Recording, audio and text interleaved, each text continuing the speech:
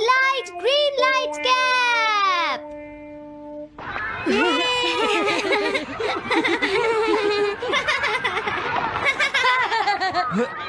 Wow, 1 2 1 तुम तो ये बहुत अच्छी तरह से करते हो जियान। 1 2 ये बहुत पॉपुलर कॉमिक है।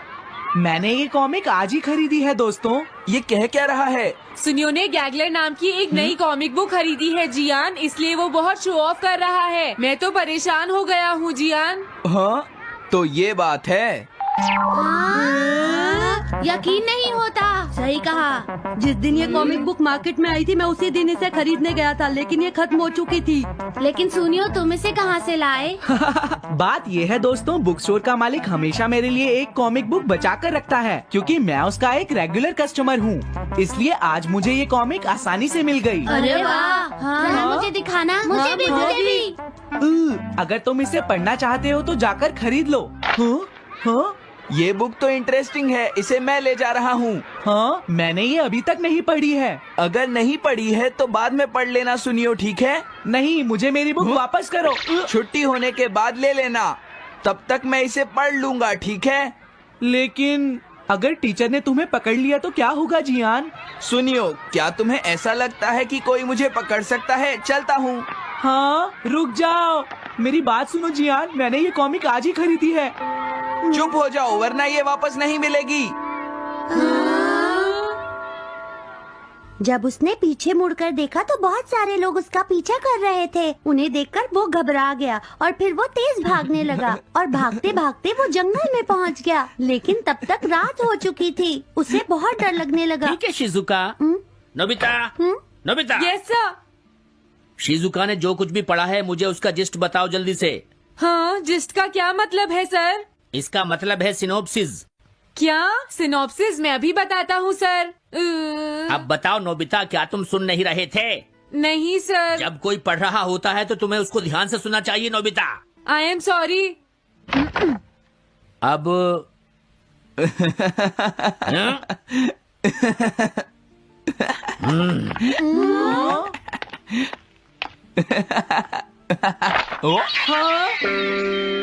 ये सब क्या है जियान? ये गैगलर कॉमिक है सर। अपनी बकवास बंद करो। क्लास में बैठकर कॉमिक बुक पढ़ने की तुम्हारी हिम्मत कैसे हुई? हाँ? अब पता चला कि तुम टेस्ट में हमेशा फेल क्यों हो जाते हो। आज के बाद तुम कभी भी क्लास में कॉमिक बुक लेकर नहीं आओगे। ये बुक मेरे पास रहेगी, समझे? ठीक है। हाँ? अरे नहीं, मेरी कॉमिक।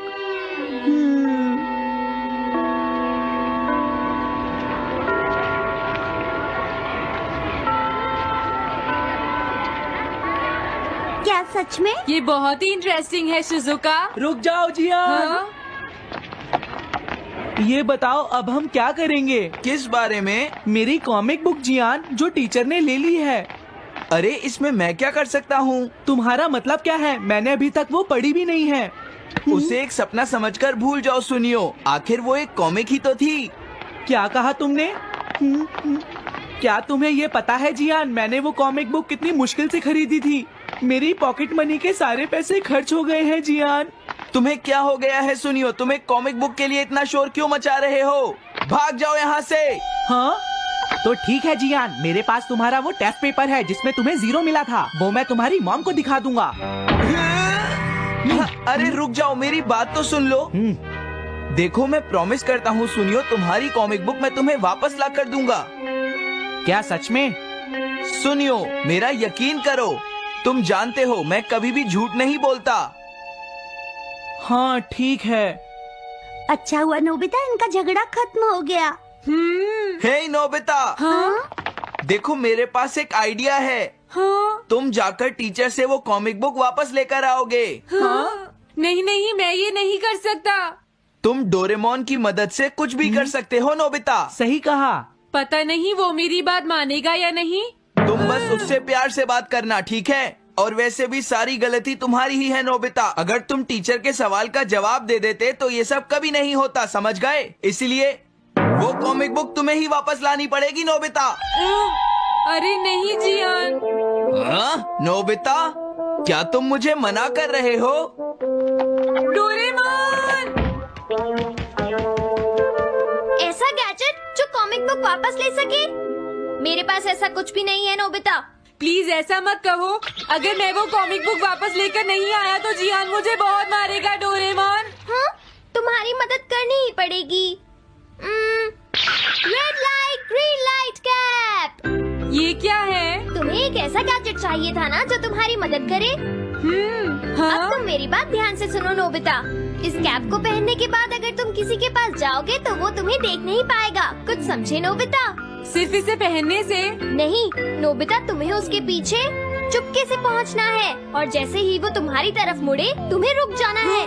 फिर वो तुम्हें नहीं देख पाएगा नोबिता। ये तो कॉम्प्लिकेटेड है। चलो इसे ट्राई करें। तुम दीवार की तरफ मुंह करके खड़े हो जाओ। इस तरह? अब थोड़ी देर बाद तुम्हें मेरी तरफ मुड़ना है नोबिता। तुम्हारी तरफ मुड़ूं? हाँ। हाँ? अरे हाँ हाँ हाँ हाँ, ये क्या? डोरेमोन तो गायब हो गया। हाँ? तुम कहाँ हो डोरेमोन? तुम मुझे मार क्यों रहे हो डोरेमोन? हाँ? कहाँ हो तुम? अब सामने भी आओ। हाँ, तुम यहीं पर थे डोरेमोन। हाँ, लेकिन ये आसान नहीं है। अगर तुम हिलोगे तो पकड़े जाओगे। हाँ? इसकी मदद से तुम टीचर से कॉमिक बुक वापस ला सकते हो। डोरेमोन कहता है कि ये बहुत आसान है, लेकिन क्या ये काम करेगा? अभी सर कहाँ पर होंगे? अंदर देखता हूँ। हाँ? नोबिता, तुम यहाँ पर क्या कर रहे हो? हाँ, नहीं कुछ नहीं सर, भागो। अगर पास जाने से पहले ही उन्होंने मुझे पकड़ लिया तो? अरे नहीं, ये ठीक नहीं रहेगा। हाँ? हाँ? हाँ? ये कैनरी यहाँ क्या कर रही है? जरूर ये शिजुका की होगी। पीको, तुम कहाँ हो? Pico, pico. हाँ, नोबिता तुम? तुम्हारी कैनरी उड़ गई है ना? लेकिन तुम्हें कैसे पता चला? वो उस ट्री के ऊपर है। हाँ? ये सब मॉम की वजह से हुआ है नोबिता। आज उन्होंने इसके पिंजरे का दरवाजा खुला छोड़ दिया। ये तो बहुत ऊपर है नोबिता। अब मैं इसे कैसे पकड़ूंगी? तुम उसकी चिंता मत करो।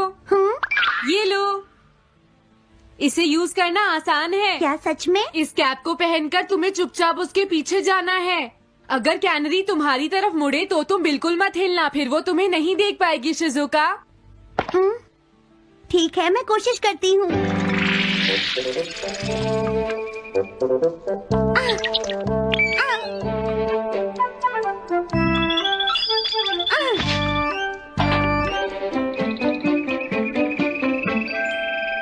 तुमने कर दिखाया शिजुका।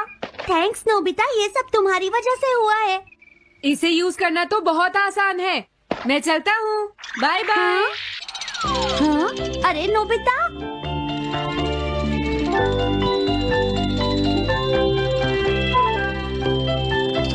हाँ? अरे सर तो घर जा रहे हैं, लेकिन कॉमिक बुक कहाँ है? हाँ? हाँ वो रही, मुझे जल्दी कुछ करना होगा।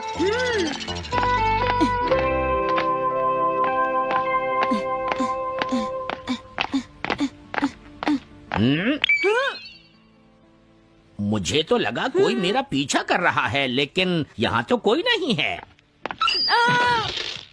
हाँ, ये काम तो बहुत मुश्किल है। कितना अच्छा हो अगर ये सीधे ही चलते रहे तो। कुछ ना कुछ गड़बड़ तो जरूर है। अरे नहीं, बचाओ मुझे, ये मुझे काट लेगी। अरे नोबिता, तुम मेरे पीछे खड़े होकर क्या कर रहे हो? बोलो। कुछ नहीं सर, भागो। मैं हूँ जियान, मैं हूँ बड़ा ताकतवर, मेरा गला है जियान। बहुत सुरी। कहाँ जा रहे हो? अरे सर, आप यहाँ? मैं ये कॉमिक बुक तुम्हें वापस दे दूंगा।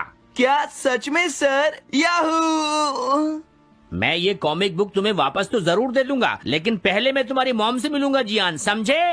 क्या मेरी मॉम से? ये ठीक नहीं है सर। क्या मतलब है तुम्हारा? देखो, अगर तुम ये कॉमिक बुक स्कूल में लेकर नहीं आते तो कुछ भी नहीं होता जियान। लेकिन ये मेरी नहीं है सर। ये सच है कि मैं इसे पढ़ रहा था, लेकिन स्कूल में इसे सुनियो लाया था। क्या कहा तुमने? सुनियो लाया था? हाँ सच में सर, ये सब सुनियो की वजह से ही हुआ है। अरे ये तो अच्छा नहीं हुआ, मुझे जाकर सुनियो को बता देना चाहिए। हाँ, क्या सच में नोबिता? हाँ, वो सीधे तुम्हारे घर आ रहे हैं सुनियो। जियान ने ऐसा किया। अब मैं उसे नहीं छोड़ूंगा नोबिता। सच में? हाँ, मुझे बहुत गुस्सा आ रहा है नोबिता। अब जियान नहीं बचेगा। ओके, हाँ? मैं इसमें तुम्हारी मदद करूँगा सुनियो। ये लो। सुनो, इसे ऐसे यूज करना है। ठीक है, मैं समझ गया नोबिता।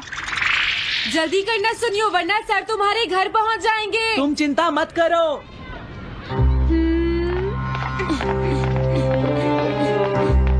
और फिर वो कैप लेकर सुनियो जियान से बदला लेने चला गया। डोरेमोन, मुझे बहुत चिंता हो रही है। मुझे नहीं लगता सुनियो अपना बदला जियान से ले पाएगा। तुम्हें इस तरह मेरा गैजेट किसी और को नहीं देना चाहिए नोबिता। दोबारा ऐसा नहीं होगा। लेकिन सर, मेरा सुनियो ऐसा कभी नहीं कर सकता। मैं उसे जानती हूँ। लगता है सुनियो लेट हो गया। बिल्कुल नहीं। हाँ?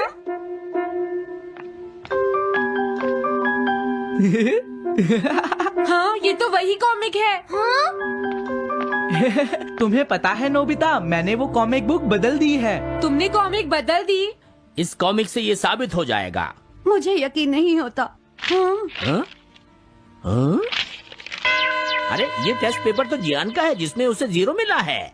ये देखिए सर, इस बुक पर नाम लिखा हुआ है। इसका मतलब ये बुक जियान की है, मेरे सुनियो की नहीं है। क्या कहा? जियान? आप मुझे माफ कर दीजिए, मुझसे गलती हो गई। ओके, कोई बात नहीं। तो ये सब जियान ने किया है, मैं उसे छोड़ूंगा नहीं। बहुत अच्छा हुआ। अरे नहीं, मुझे तो बहुत डर लग रहा है। पर क्यों डोरेमोन? देखो, अगर जियान को पता चल गया कि हमने ही वो बुक चेंज की है तो वो हमारी बहुत पिटाई करेगा। अब क्या होगा? सही कहा। अब क्या करें? मुझे क्या पता सुनियो। प्लीज डोरेमोन, हमारी मदद करो। मैं तुम्हारी कोई मदद नहीं कर सकता। मुझे जियान से बहुत डर लगता है। What if I told you that everything you've ever wanted is already yours? That the life of your dreams isn't waiting somewhere far away, it's right here, right now, within your reach. Sounds unbelievable, doesn't it? But that's exactly what Neville Goddard, a master of metaphysical teachings, believed and taught. In this video, we're diving deep into Neville Goddard's powerful principle, your wish is already here. You'll discover how this groundbreaking idea can transform the way you think, feel, and live. We'll uncover the secrets behind the law of assumption, explore how your imagination holds the key to reality, and share practical steps to apply this knowledge starting today. And stick around till the end because we're going to reveal a surprising twist in Goddard's philosophy that most people overlook but could completely change your perspective. Welcome to Ambition Spark, the channel where we unlock the potential of your mind. If you're ready to take control of your reality, don't forget to subscribe and turn on the notifications. Let's get started. Before we talk about how to make your wish a reality, let's understand the foundation behind Neville Goddard's teachings, the law of assumption. This principle is simple yet profound. It states that whatever you deeply assume to be true, with conviction and emotion, becomes your reality. In other words, if you can imagine yourself already living your dream life and truly believe it, that life will manifest itself in your experience. This isn't about mere daydreaming or wishful thinking. The law of assumption relies on the power of your imagination to create a feeling so real, so vivid, that it begins to shape your external world. Neville believed that the imagination isn't just a tool for escape, it's the creative force that builds the life you live. And at the core of this law is belief. What you truly believe deep within yourself determines what you see and experience in the world around you. David Andrew Weeb, a modern interpreter of Goddard's teachings, explains it like this. Your imagination is the workshop where your dreams take shape. When you consistently hold an image of your desired reality in your mind and feel as though it's already yours, you're essentially programming your reality to align with that vision. This is the essence of the law of assumption, and it's what makes this teaching so powerful. Before we talk about how to make your desires a reality, let's dive deeper into one of Neville Goddard's most revolutionary ideas. Your wish is already here. This principle is rooted in the belief that the life you want doesn't exist in the future, it exists right now. It's not about waiting or hoping, it's about realizing that by embodying the feeling of already having what you want, you can transform your inner world into the outer reality. Neville's teachings emphasize that it's not the action you take, but the belief you hold that creates change. He often said that the key to unlocking your desires lies in the way you feel.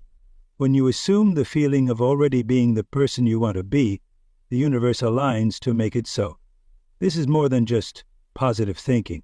It's a deep emotional experience where your mind and heart are fully immersed in the state of fulfillment. Medium articles discussing Goddard's philosophy highlight the importance of conviction in this process. It's your inner belief that acts as the blueprint for your external life.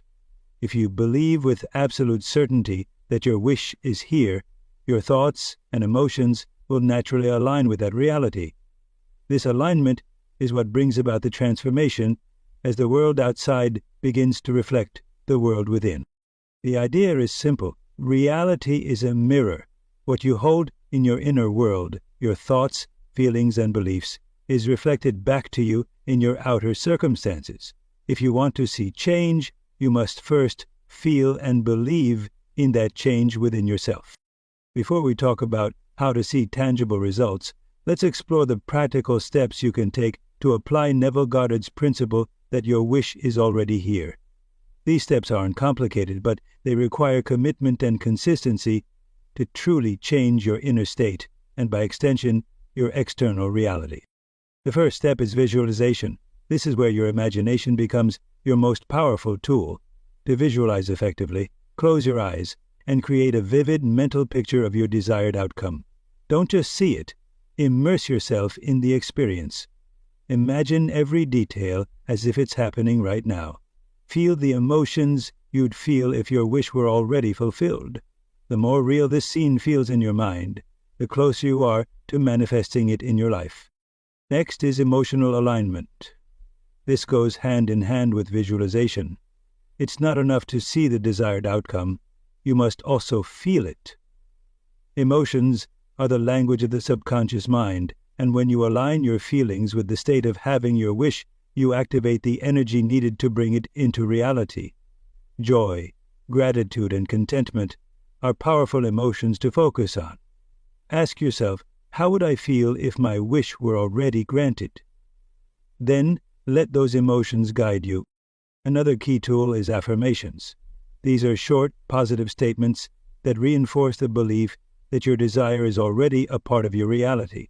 For example, instead of saying, I want to be successful, affirm, I am successful.